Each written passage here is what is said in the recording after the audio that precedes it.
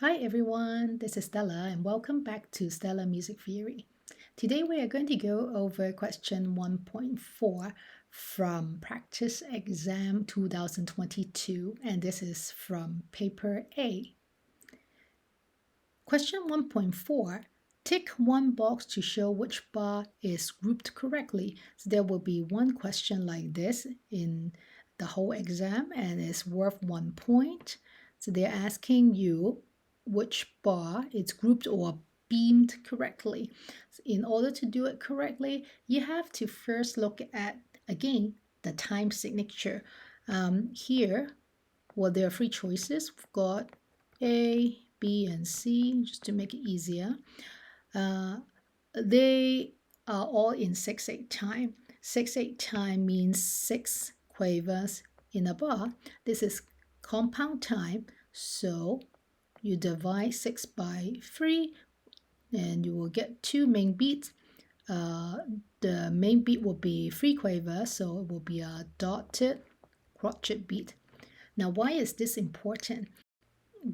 Because you need to know the beat or how the notes are beamed together in order to know which one is or which bar is grouped correctly. Next, I'm going to look at them 1.1.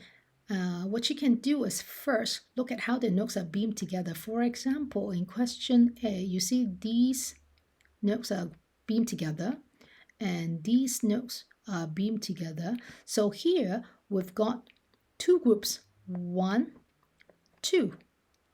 Now for B, we've got this one here and this one here.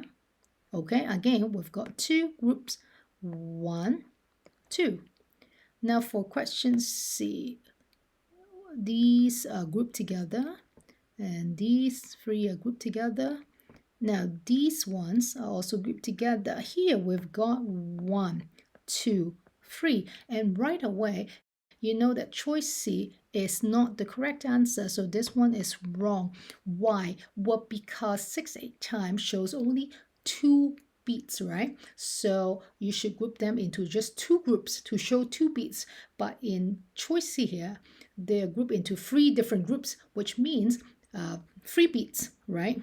Or that it's just not beamed or grouped correctly.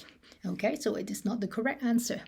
Now going back to choice A, let me remove these first so we can look at the notes together. Always start with the smallest value. So these two, they are demi-semiquavers because they are 3 tails each, right? And 2 demi-semiquavers make 1 semiquaver. And this semiquaver together with this one, this is also a semiquaver. So these two together, it make 1 quaver. So it's 1 quaver. Then these two is another quaver.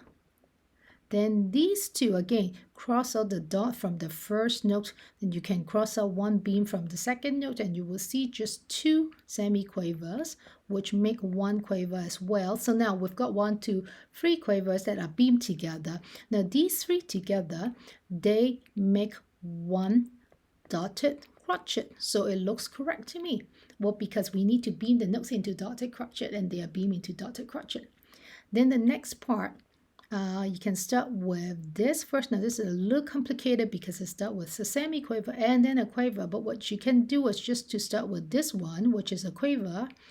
So there's 1 quaver here. Now then these two, because they are both semiquavers, right? So they together make 1 quaver. And this one itself is also 1 quaver. So we've got 3 quaver beats that are beamed together, which means another dotted crotchet beats. So this looks like the correct answer. Now we're going to check question B just to make sure. Again, we're going to start with this. These two is the semiquaver, like the one above. Then these two together make 1 quaver, so it's good. These two make another quaver. Again, these two is just the same as above, so this is a quaver. Now there are 3 quavers already. However, there is this extra semiquaver here that are beamed together with the free quaver. So this is not correct because this semiquaver belongs to this group. So the correct answer would be A.